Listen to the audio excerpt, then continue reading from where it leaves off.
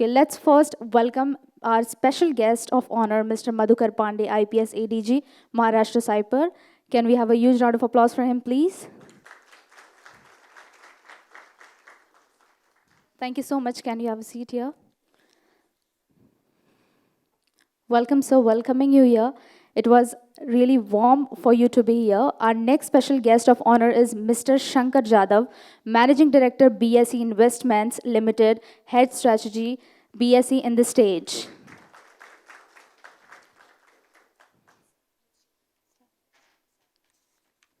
And the next, I would like to welcome Mr. Sagi Ikhchar.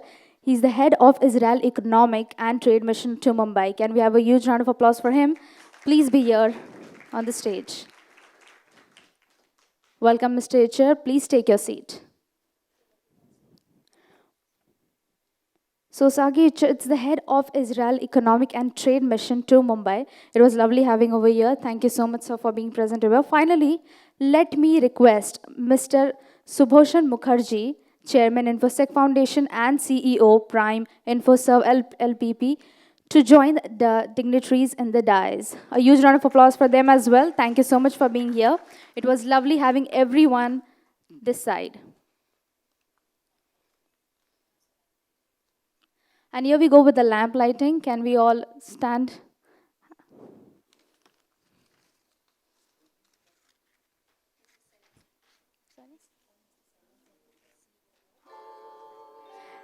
May I have Mr. Selan Gupta on stage?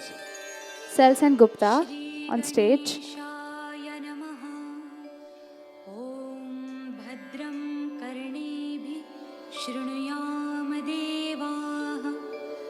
भद्रं पश्येमाक्षभिर्यजत्राः स्थिरैरङ्गैस्तुष्टुवांसस्तनूभिः व्यशेम देवहितं यदायुः ॐ स्वस्ति न इन्द्रो वृद्धश्रवाः स्वस्ति नः पूषा विश्ववेदाः स्वस्ति नस्तार्क्ष्यो अरिष्टनेमिः स्वस्ति नो बृहस्पतिर्दधातु ॐ शान्ति शान्ति शान्तिः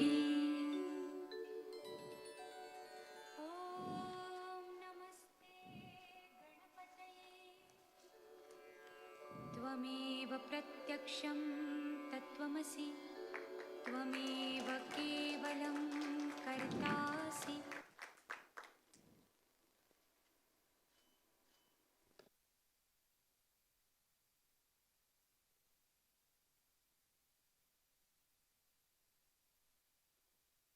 नमस्ते गणपतये त्वमेव प्रत्यक्षं तत्त्वमसि त्वमेव केवलं कर्तासि त्वमेव केवलं धर्तासि त्वमेव केवलं हर्तासि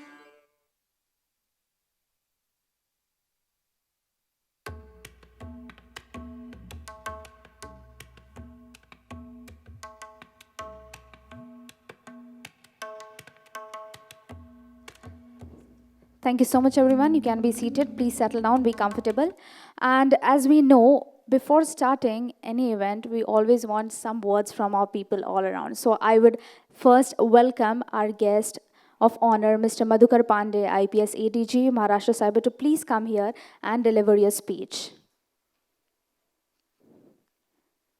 Can we all have a huge round of applause for him, please? Thank you.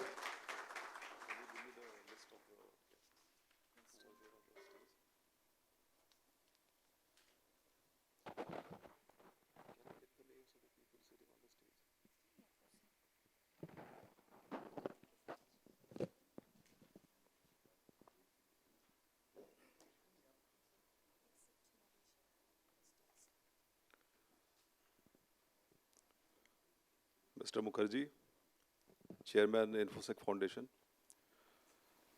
Mr. Shankar Jadhav, Managing Director, BSE. Mr. Sagi, Council for Trade and Economic Affairs, Israel. And the esteemed audience here. Uh, the world of cybersecurity is a highly evolving and dynamic world.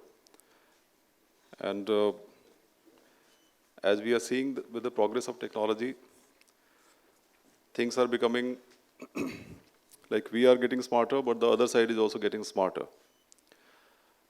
And therefore, it is very critical that we do share ideas, expertise, best practices. As far as uh, to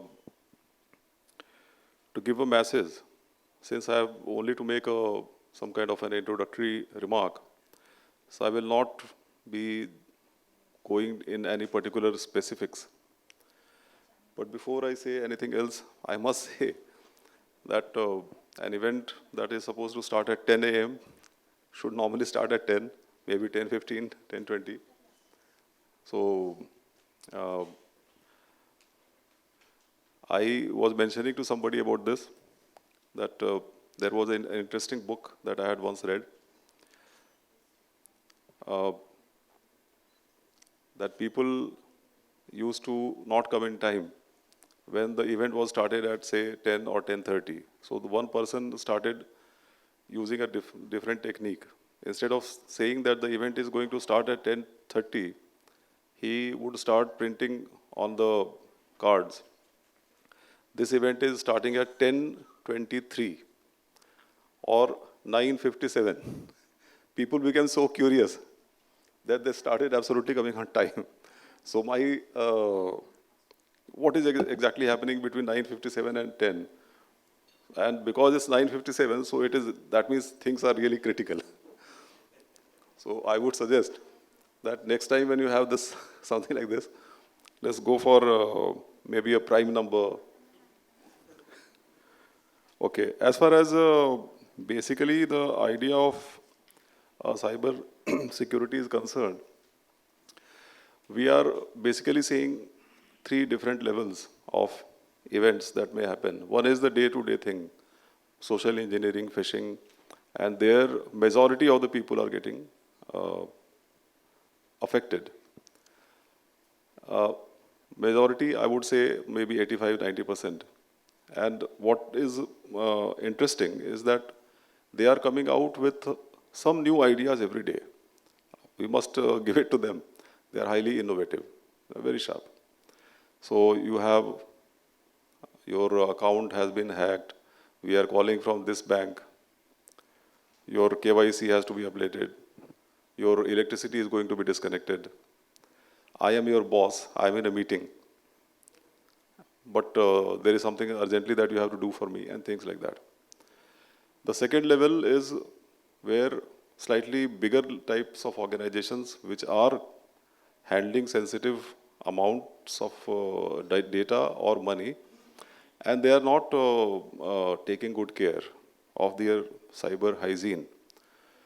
So that is something that we were discussing with some people. There are some banks, especially the cooperative banks, and some organizations which are handling data, and they think that they are not critical, but they could be. There could be, like the hotel. This hotel security may be, important. The website security. If somebody who is very important is a regular visitor, come to think of it. Or even some clubs, maybe. All of these things, they think that they are not very critical. They could be. The third thing is, of course, where we have the state actors involved. Oh, that's a different ball game altogether. I don't know whether that also is being covered in today's this thing. Brajesh is probably coming here, and he is going to talk about hacking and the responses after hacking, which is very interesting. In any case, as I said, that we should exchange ideas, we should exchange best practices, and definitely we should take this lead forward.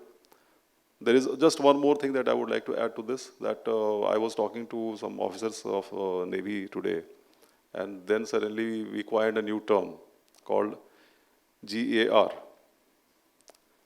So I called it Gyan to Action ratio. So it's G for Gyan, A for action, R for ratio. So is it that we are having less of action? There should be a balance of both. What I'm seeing is that there are many organizations, they come participate in such seminars, they learn, go back with a lot of takeaways.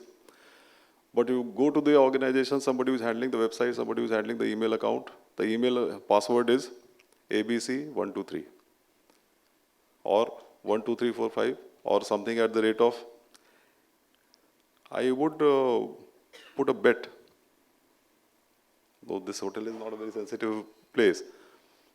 But if you go to, say, room number 317, the password is most likely 317 at the rate of, what is the name of the hotel? Fairfield, yeah. So Fairfield at 123. Is that the password or not? Is it?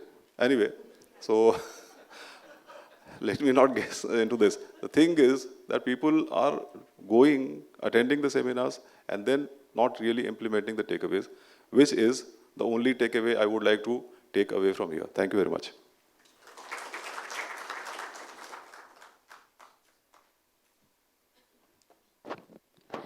Thank you so much, Mr. Pandey. Here we go with our next special guest of honor, Mr. Shankar Jadhav, Managing Director, BSc Investments Limited, Head Strategy, BSc, on the stage. Can we have a huge round of applause, as we would like to hear from you as well?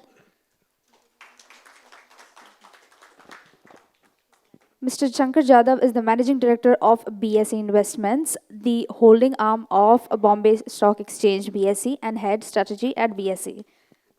Thank you so much, sir. It's all yours. Thank you.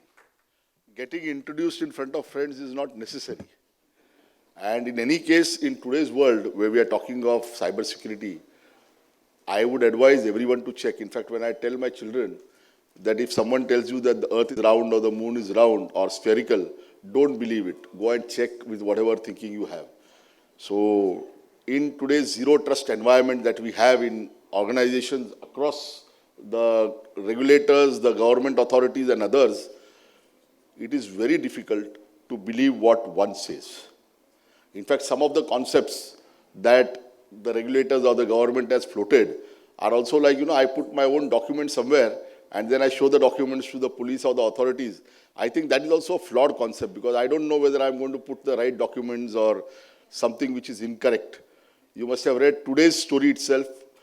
In registration of a property, which is to be registered in the same registrar, with the same sub-registrar in the district, in 1 year itself, in a city like Pune, the transactions were done 14 times without the real owners knowing or the registrar knowing. So we have to identify and we have to do something. And I can tell you one thing, over the last decade that I have been at the exchange, and earlier when I was implementing the ERP and other software and hardware, the regulators in India, the government, and the police and other authorities that we have, they are doing excellent job for a country of the size of India, where the network is patchy. We are still not yet achieved broadband, in my opinion. I was part of the telecom sector, setting up the first largest network in India. And I can tell you, with all this infrastructure, we've been doing very great. And thanks to all these people who are not only thinking well and implementing well, and you people also being part of it. I know all of us complain about this not happening, that not happening. For instance, in the morning, someone was discussing the total budget for IT could be 800 crores, and for IT security, it would be not even thousands of rupees. It happens. It's like, when you buy, I was telling them, if you buy any toothpaste, you assume it is safe for you, right? It's not only going to clean your teeth, but it should not then create a cancer or make you have a headache. Similarly, most of the people believe that if I'm using an IT product, it should be safe. If I do banking online with UPI, it should be safe. So why pay extra for safety? Is that not correct? When you buy a car, do you ask them, can I have a software for safety or a hardware for safety besides it? Yes, there are available softwares and hardwares, but we don't expect it to be necessary to put down. Same way, I believe IT security will be something that is very important. But let me caution you something here, which I think very few people would like to talk about, and that is being the devil's advocate. I was just discussing with our chief guest today, talking about if a person doesn't know how to drive a car or doesn't want to drive a car, do we force him to drive? So if a person does not know how to transact digitally or does not want to keep his money in the bank, why are we forcing? We are just forcing them. People want to try, no doubt, but the risks are very high. See, we as savvy users, we know if the money is in the bank, we'll take care of it. Today, the instances of cyber fraud happening are mainly because, people who have the habit of using some system once and not using it for many months. So the hackers or the so-called bad players use this information. Lots of people take copies of your documents like Aadhaar card, etc.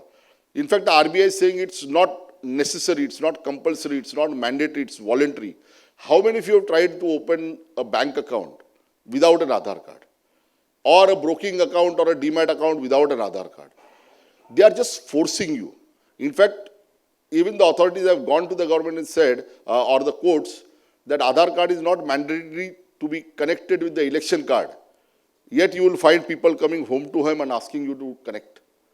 What happens is, there are risks involved with centralized databases, which the technical people know very, very well.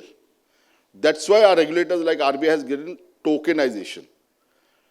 If your PAN card or certain documents are linked to the Aadhaar card, you don't require the Aadhaar card again. You can use the tokenization and link your other documents to it also. Also, the world over, in fact, the organizations that come here, international organizations which are running the software and hardware of our country too, why have they not implemented some system like Aadhaar in their countries? Is it because of the privacy? Is it because that we believe that human beings should be treated as human beings and not some code number? I can assure you, in my company, before they ask the person's name, they ask him, what is your employee code number? That is the level our human resources and we as human beings have become.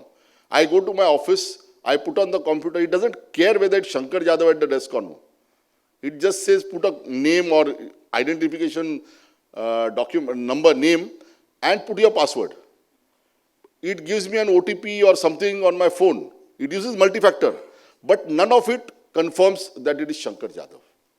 In fact, that leads to one more problem. I do not know whether you are aware or not, and whether it should be spoken or not, but I'm going to take my chance as long as you don't put it anywhere in public. But online transactions are an easy way to do deals which no one can know. It's an easy way for corruption. I'll give an example. One of the private sector employees was informing me, he was from the procurement department. He says, the person tried to bribe me. I said, how? Because you have cameras everywhere and all. He said, he just forgot his card on my desk with a small slip which had an OTP. When I called him and told him, your card is on my table, he said, no sir, I cannot come there now. Give me a few days time, I'll come after some time. Till then, keep the card with you. It was an indication that go and use the card. The card is the person's card, he can use it anywhere. And online has made very simple, now earlier they used to take my signatures on card. They don't care about you as a human being now. We have just become machines. We have just become numbers. And the worst part is, it's going to continue. No, there's no stopping it. I don't think this will stop. Technology will progress. In fact, I had envisaged that maybe our government someday, we may be pioneers in this, they will ask us to put a chip in our body before we are born. I'm not even talking after we are born. The reasoning given is, there is an embryo in your body, we want it to deliver the birth of the baby very carefully, we want to take care of it. Otherwise, which country would ask you to put your medical data in a centralized system so that people know and someone can change the data? For instance, suppose my data is there somewhere and it is written I am allergic to sulfur drugs. Anyone who doesn't like me can just go and say sulfur drugs suit him. And the next time I have some small illness, someone gives me a sulfur drug and I die. It's a very plausible scenario. Just now the police, etc. are still looking at cyber frauds. But I'm telling you, cyber frauds are not going to wait there. A long time back when I was in college, or rather just completed college, I used to get a book called Science Reporter. I don't know how many of you have read, but it's a Government of India publication.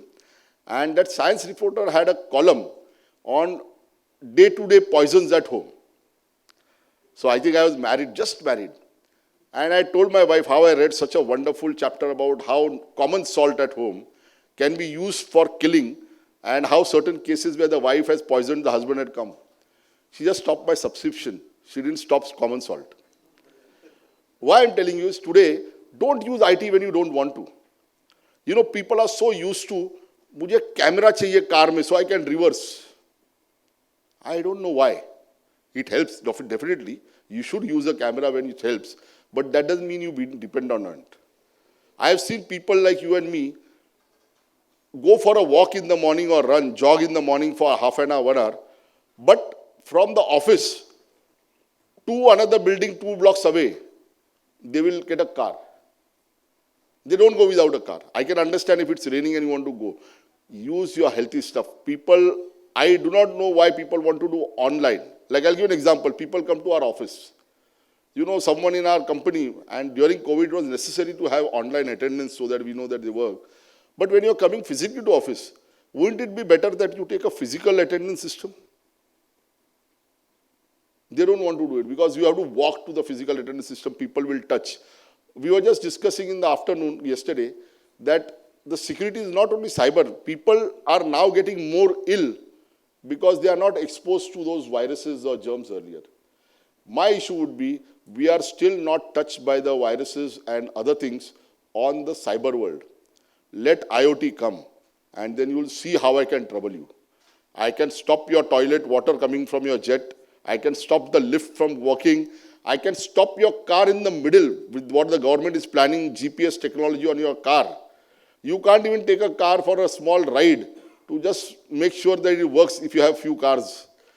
Everything will be known to the government. Everything will be known to everyone. I think we have to give privacy. IT security does not mean that every document is seen on the computer. I have been advising organizations, telling them, if you are going to check every document, every email, every site I browse on my computer at office, let's work out that the office computer is only used for email, Word, PowerPoint, etc., and not for browsing also. Let us have 2 devices in the company. One which is in domain where you do all cyber security, everything, and one let the person be free. Already you've seen multiple mobiles, right? So companies should allow that. Those kind of things you'll see quite in future. You'll have 2 cars, one for official purpose, one for your gharka purpose. Otherwise, the organization will know where have you been and whether you really left office home at 8 o'clock and reached office 9 o'clock or not.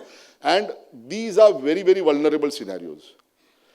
Today, I don't know whether you know, but Mr. Pandey can confirm that from October 1, or September 1, the government has allowed, and the matter went to court and the courts also permitted, that a person's biometrics can be taken for whatever little crime he has committed. So you will have your fingerprints and maybe iris scans, etc. available for anything. You break a signal, maybe the government and the authority do. Earlier, this was possible only for dangerous, heinous crimes or crimes where you are convicted in the CRPC code. If the biometrics are available to someone, I have seen some people selling me fingerprint masks on fingerprint when earlier we started this fingerprint at our Lamington Road for 30 rupees or 40 rupees. They said, sir, if you can get me fingerprints on a cup of tea or whatever you can get, we can make the fingerprint for you. Fortunately, the IT world changed. They modified themselves. They said, we will not take static fingerprint. They measure the temperature, etc. But do you really think how many fingerprint readers have this today? You might still be able to mask someone's fingerprints. And why I'm telling you this is, I was even once stopped at Singapore airport saying your fingerprints don't match. So I said, how did you get my fingerprint? They said, we have got your data, Aadhaar data also, we have some data and you have given your fingerprint somewhere. So I said, if they don't match, what happens? I am the same Shankar Jadhav. It took time to convince. This is the world we are going to go in. And it's nothing wrong. If that's the world, we have to learn how to cope with it. And there will be some people who will try and beat it. Let's be ahead of the guys who try to beat it. Let's learn more. I believe every IT security expert is more expert than the hackers at doing things that are known across the world. So welcome all of you. Thank you very much.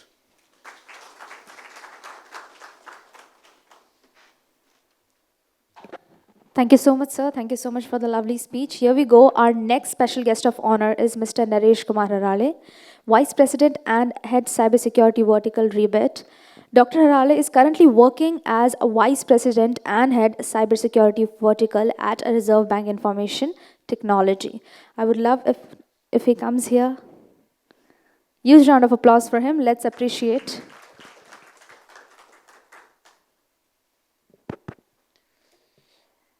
Good morning to all of you. It's a great pleasure to be standing in front of you. And today was a big day for me also, reaching here. It was a marathon, identifying the location, right, and the heavy traffic and the heavy rain.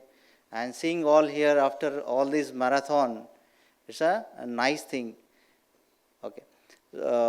So first of all, I would like to thank you Infosec Foundations for inviting me for this particular session.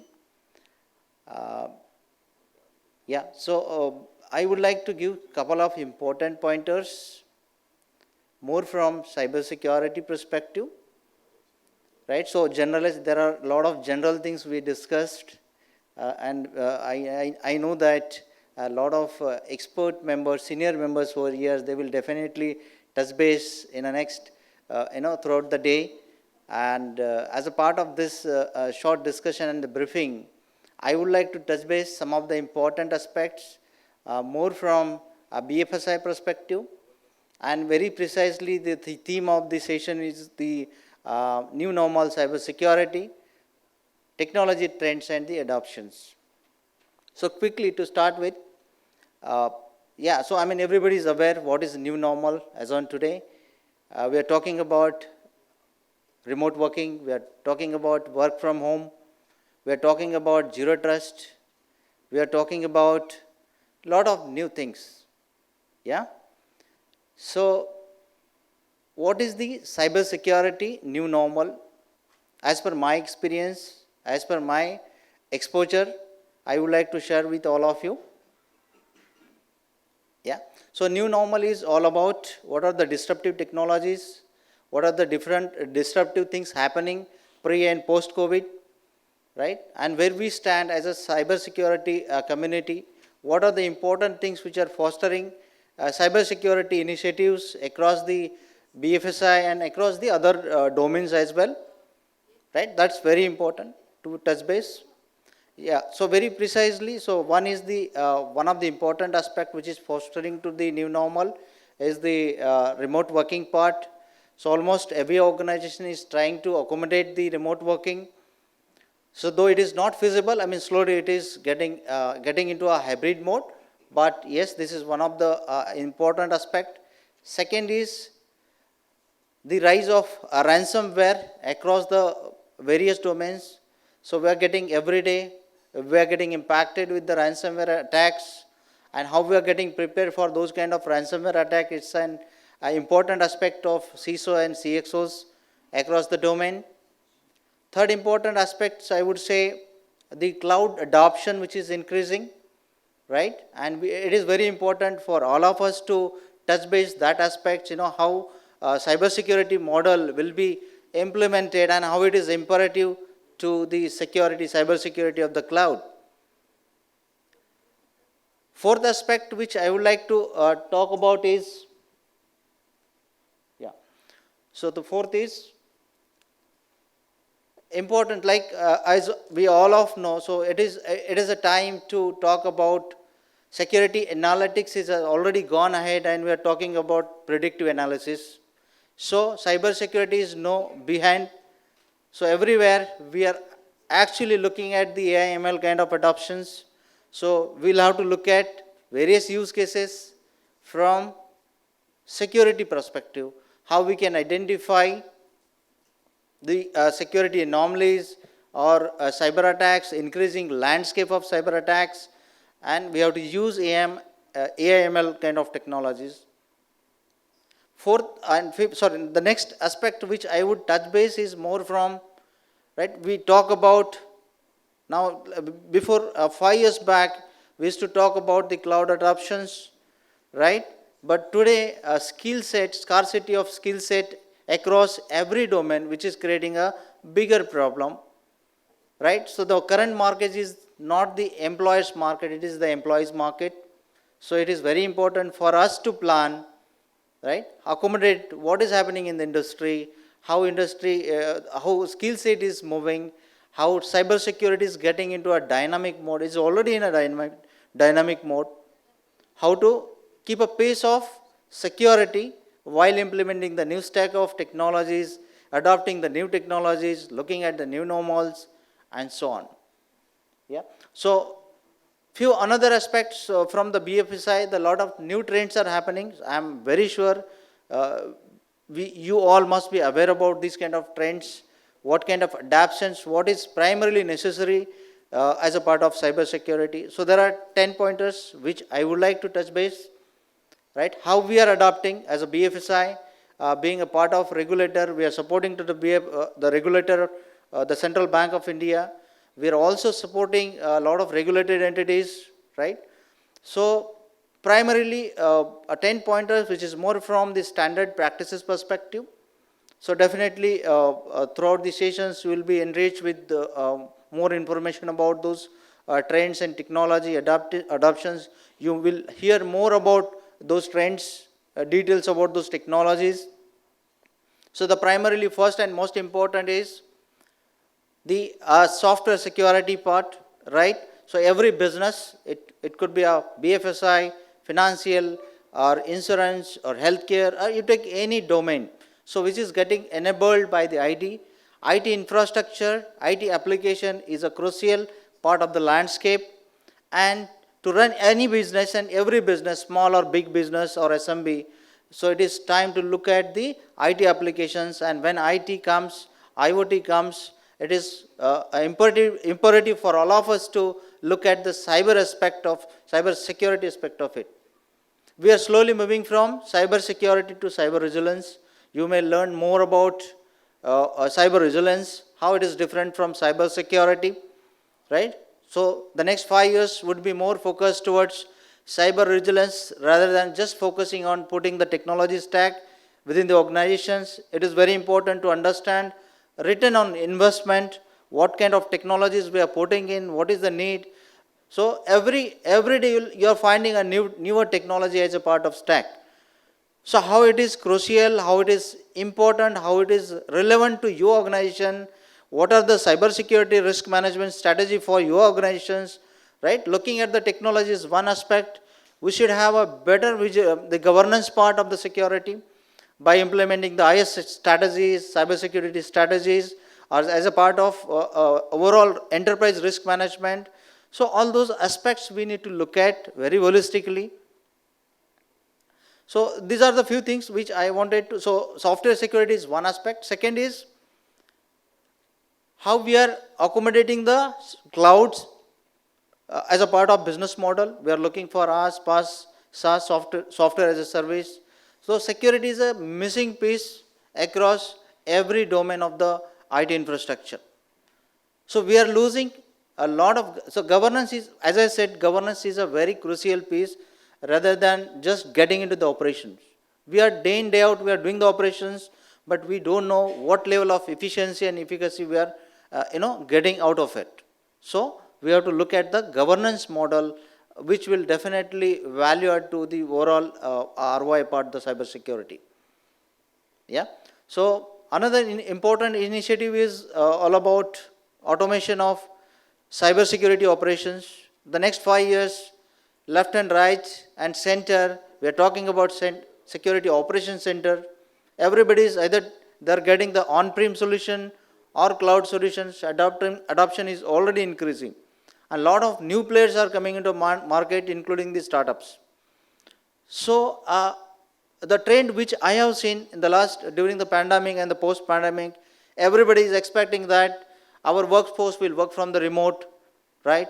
But we do not have sufficient security controls around it. So what is the productivity they are giving to the organization, which is the missing part of it. Most of the time, they are not doing their basic stuff.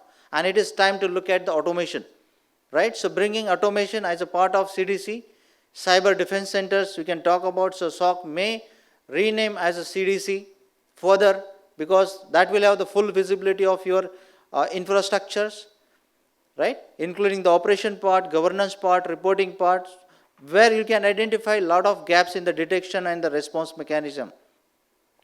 So every organization should be a process driven rather than technology driven or the people driven. So whatever we have deployed to run our operations, security management of an operation, so it is very important for us to take a stock of it, do the proper governance, identify the area of improvements, and keep up the journey. So cyber defense centers could be the next thing. We should look at it very holistically, adopting the newer technologies, a combination of AI/ML, SOAR, right, UBA, NBAT. There are many technologies. So GRC is another aspect of it. So CDC, So this is very important aspect of the next generation requirements. So cyber, I'll just speak a little bit about cyber resilience, right? We are always talking about the cyber security. Now let's hear something about cyber resilience. What is our interpretation and understanding about the cyber resilience? So is it that we are just adding to a stack newer technology, just implementing a new NBAT, just implementing the SOAR?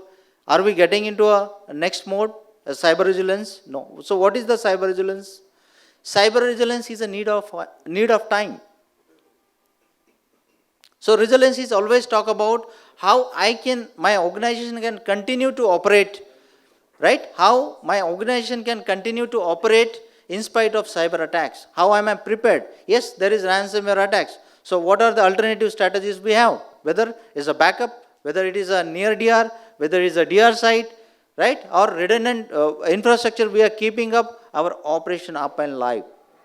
So it is a capability of an organizations to build the cyber resilience, to continue the delivery of services, whatever it is, an end user or is a business to business, business to customer. So we are building that capability within the organizations by keeping the organizational goals. That's all about the cyber resilience. So we have to do a lot of holistic review of our existing stack, look at the ROI, budget. So it is not necessarily just adopting, just moving ahead with the available technologies and implementing it. So we have to take always a stock, define the use cases. So one more important aspects I would like to highlight over here is that we go about selecting the technologies, evaluating the technologies, but we hardly spend time identifying the crucial use cases being considered part of the tool selection. So everybody talks about the next gen security operations centers. So we are adopting, and it is a need of time. We have to adopt security technologies, next gen technologies. But how those technologies going to be a value add to your existing landscape? So what are the risks which I am going to remediate, mitigate, or at least reduce the level? It is acceptable level actually,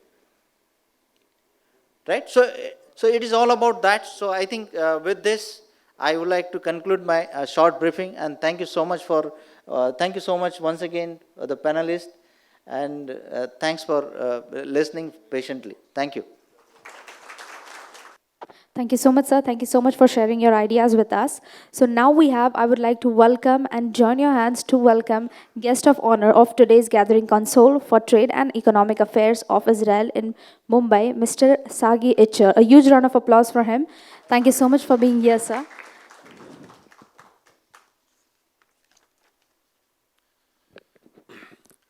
नमस्ते जी, shalom, नमस्कार। मेरा नाम सगी इचर है, Israel economic council हूँ। मुंबई में जी 2 साल रहते रहा हूँ, so I'm feeling like I'm a half Mumbaiker by now, and thank you. Thank you very much. I would like to begin by saying thank you very much for all the wonderful people from the Infosec Foundation. Thank you very much for having us here today. I'm here with my colleague Siddhant. Siddhant, say hello to everybody so they know you're here with us as well. So Mr. Shubhaman, I'm sorry if I mispronounce any kind of names. I'm just apologizing in advance. Hemant Mukherjee, Chairman of Infosec Foundation, Mr. Shankar Jadhav, Manager Director of BSC Investments and Head of Strategy, Mr. Mudankar Pandey from the Maharashtra Cyber and Maharashtra Police IPS ADG. A friend by now, I guess I could say. By the way, I'm going to get him to Israel on an event, which I'm going to present to all of you in a second. And lastly, Mr. Naresh Kumar Hale, Vice President and Head of Cybersecurity at Rebit. By show of hands, in this room, anybody been to Israel? Anybody visited Israel in the past? Anybody seen the country? Great, so basically I can say whatever I want and nobody can object because nobody was there right now. So I'll just give you in a nutshell. Israel is a tiny country, literally tiny, at the heart of the Middle East. In terms of size, we're more or less the size of the state of Mizoram, northeastern India. In terms of population, we're less than 1 crore. So Pune or Bangalore is actually bigger than Israel today in terms of population. We punch a lot above our weight, and we know that.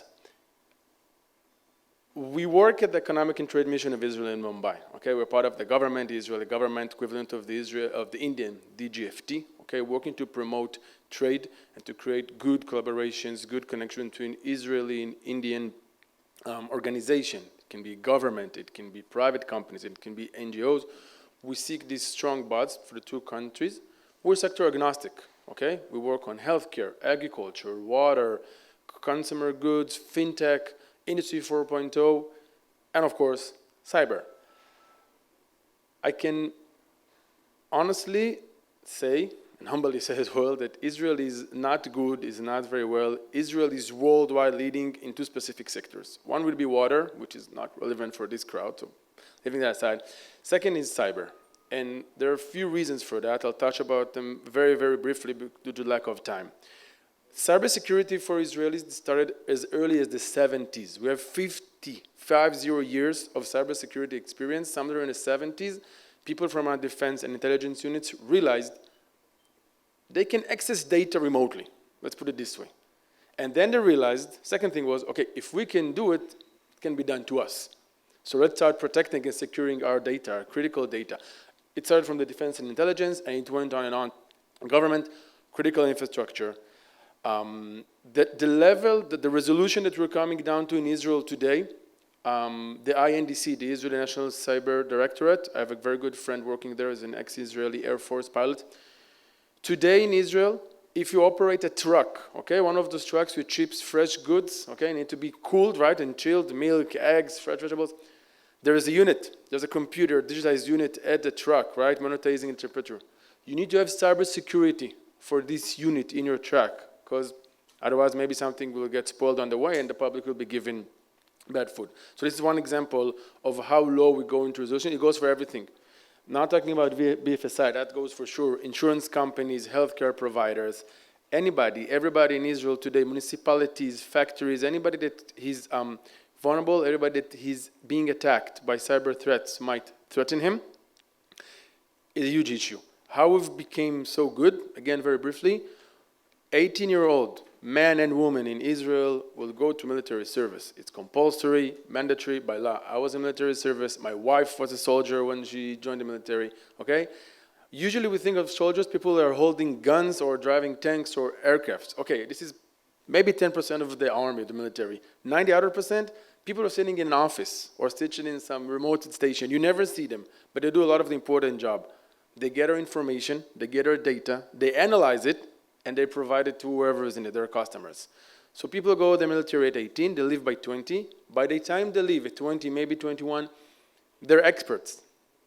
IT, computing, cybersecurity, defend your data, extract data, and so on and so forth, okay? So at that age, they already joined the industry. At the age of 21, they're qualified without a degree, without a diploma from any university or college. They join the private sector, they start working there.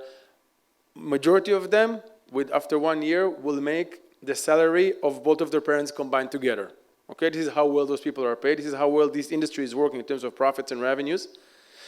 And on top of the private sector, as we all know, I'm assuming the majority of the people in this room are coming from private companies. It can be CISOs, system integrators, IT managers.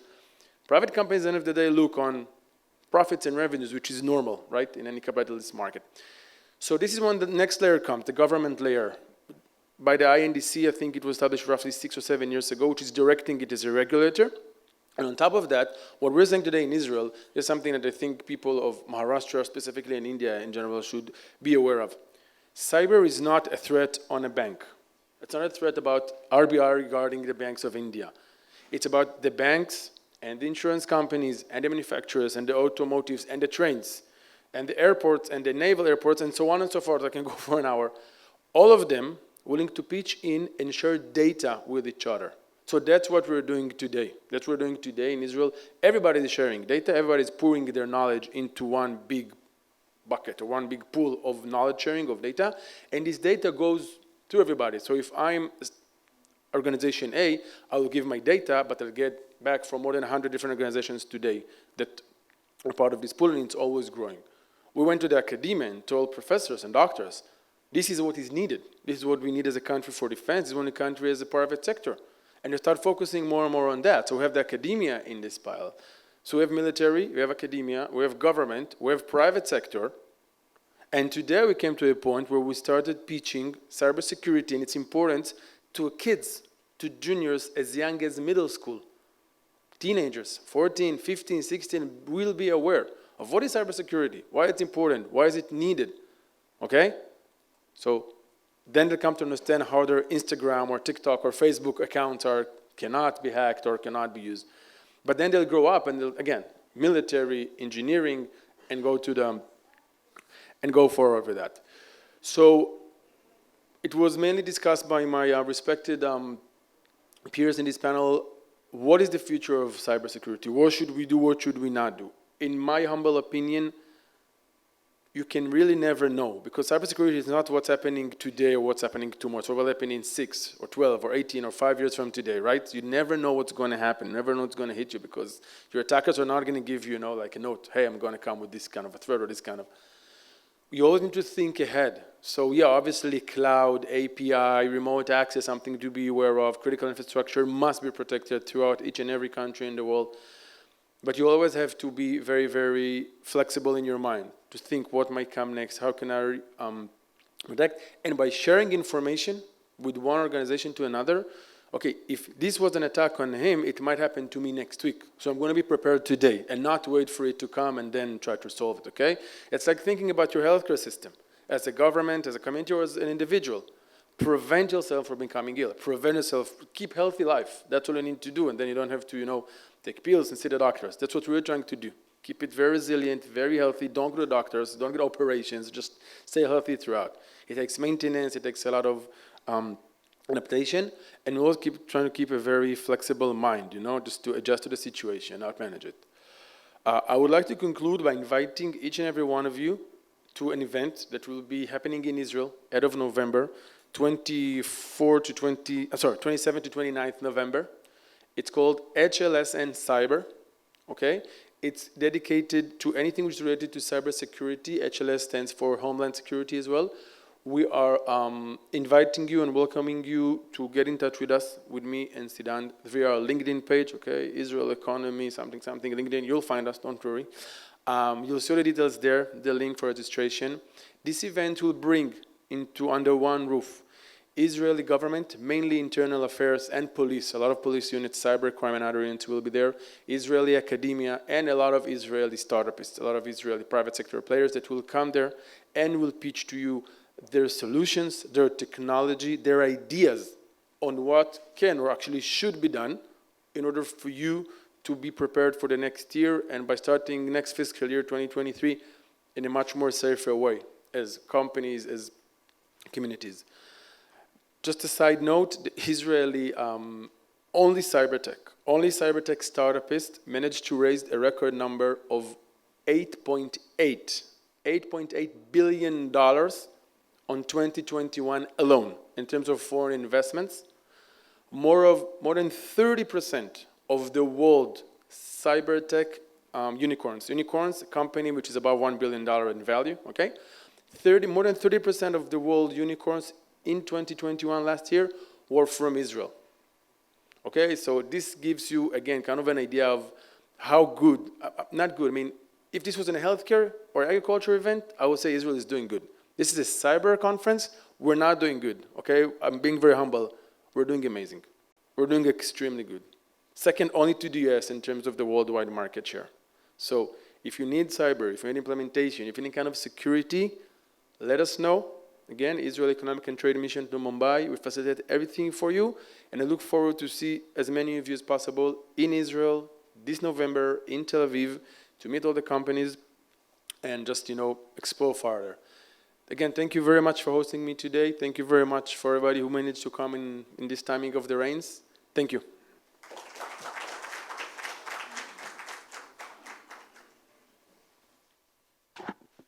Thank you very much. Thank you very much, Mr. HR. Now I would like to call upon Mr. Shushoban, sorry. Mr. Shushoban Mukherjee is having 20 years of experience in ICT, data center and cybersecurity. After a successful career in leading telecom ICT enterprises, he started his own venture in the domain. As entrepreneur, the institution builder, he is driving cyber advisory business, Prime Infosec. Thank you so much, sir, for being here. No problem.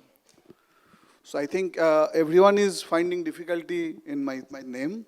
So anyway, so warm welcome once again. Good morning. How are you today, Mumbai? So wonderfully, Mr. Saji started with the Hindi flair, so it is good connect. So actually, we had a different kind of a flow. So thank you very much for joining today in spite of rain. It is drizzling outside. There was a lot of problem with the traffic, as I understood. So ideally, as per the inaugural flow, it was my opening remarks so that I can set the context. But then we found that there was getting delayed. So our honorable dignitaries in the dais, they should speak fast. So I try to narrate the kind of a closing remarks of the inaugural panel. Thank you very much on everyone in the honorable speakers in the dais, all the dignitaries, all the attendees, our friends, colleagues. I can see many people come from many parts of the country. Like I can see Sabyasachi coming from Bangalore. I can see Ajay ji coming from Pune. Nila is coming from Pune. Even I can see the Finnish person is coming from Dubai. So this Mr. Rajesh coming from Ahmedabad. So it is not that we are doing it in Mumbai, but many people coming here from different parts. Like as we have Israel consulate today, so they were very helpful with our journey since 2016. Mr. Siddhant Gupta, because in this time also we did, this is the second event in the series. It is a Cyber Security Congress we are doing in 4 cities. 26th August we did it in Bangalore. So there was, in Israel High Commissioner was present. In our earlier instances also in Delhi, Ms. Dana was there, Siddhant Gupta was always very helpful. Even from the today, Mr. Pandey is here from ADGP Maharashtra Cyber. So we had earlier Mr. Bijesh Singh, Mr. Bal Singh Rajput, many of the senior people. Rather, Bijesh is coming today also in the second half. So that way, so these, many of you whomsoever you are meeting for the first time, many of you who do not know about Infosec Foundation. Infosec Foundation is a non-profit foundation, as it has been told, but more of it is more of a movement. It is not only about the event today, because many a time there are so many cybersecurity events nowadays. Every day, I think today also there is one more cybersecurity event I heard in Mumbai. So many cybersecurity events almost every day. As Infosec Foundation, we are trying to join the dots. Because as you can see, even in the government also, there are many different verticals. SART, NCAPC, NTRO, DRDO, we have Revit, we have many other different departments, we have so many different foundations, so many associations. So how we can have some kind of ground reality to be implemented in the field. Because as Mr. Narale said about SOC, incident response we are talking about, but let's come talk about colonial pipeline. They have everything almost, right? They have the money, they have the people, they have process, everything they have. Still they have issues. So fundamentally, cyber security or maybe data security is a kind of a myth. Nowhere across the globe, it is not only about India, across the globe, nowhere we are safe unless humans like us, we are elevated. Our human firewalls are uplifted. So as he said, like Mr. Pandey said, what will be the password of the hotel? So passwords are very easily guessable. Like if I do a social engineering, I will be knowing your name, your spouse name, your date of birth, your email address, your mobile number, and I will be using some software, some algorithm. In nanoseconds, I will be figuring out your password. Like Mr. Jadhav said, like he talked about a fundamental stuff, like we are talking about zero trust. Never trust, always we should verify. So fundamentally in today's journey, in earlier our events, we used to have a lot of gifts, takeaways for the audience, because that is one of the motivations on many of the events. But this time onwards, we have changed our thought process. Like all of you, might have got a kit. Inside that, there are two interesting books, which Infosec Foundation, along with government, we have prepared. So those are the basically mass awareness campaigns we are doing. So there is a book called Cyber Hygiene, and there is a comic book also. So along with government, we have created those books, and those books are very easily, it has been drafted for not only for us, it means the people who are all here, we still know little bit of security, little bit of IT. But our kids, our senior citizen, our parents, they are not aware of. So how easily we can populate that do's and don'ts of cybersecurity, because cybersecurity, all of us are think very high-end stuff, very high-end security. It's not. It's more of a psychological pattern. Like you have got an OTP and someone called from the bank and asking for the OTP. You have given the OTP, your money has gone. You tell me what is cybersecurity in it. Like he said, the phishing and other campaigns he talked about. Something has come due to our greed, we have clicked on something, Amazon gift voucher or something. You tell me what is cybersecurity in it. Somebody given me a link, I have clicked there, either I have given my data or somebody logged into my machine using some software or something. So we have got provoked. So we are getting so much attached with the technology, we are hooked up to the device, we are forgetting the basic common sense. So journey starts from here of Infosec Foundation. We try to build that mass awareness, trying to join the dots. And that's why these two books, I think many of you who might not have got, you can collect from our registration desk. You distribute, put it to your home, because today whomsoever is here is kind of our community members. It is your role also to spread the awareness across your surrounding, your home, because all of us are put together enterprise. It is not that some government will do something, some regulator will do something, police will do something. So it will start from us. If all of us put together can take small baby steps and implement in our day-to-day life, the mission of Infosec Foundation will be successful. So that's all. So throughout the day, we will be having a lot of thought leaders, lot of interesting dignitaries, technology sessions. I will not extend my sessions because you need to hear from all of them. So maybe we will end this inaugural session. Maybe Shukarna, you can help us with the mementos so that we can hand over to our inaugural speakers. Shukarna or Shampa, if you can help us with the mementos so that we can hand over and then end the session here. So thank you very much for the patient listening. We have many interesting sessions way forward. So be part of it, question the speakers and take the most out of it. Thank you so much, sir. Thank you so much for your speech. May I request Mr. Shushoban Mukherjee to hand over the mementos to all the inaugural session speakers one by one.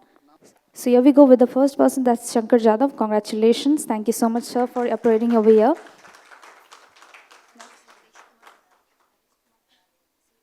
Also, Mr. Naresh Kumar Harale.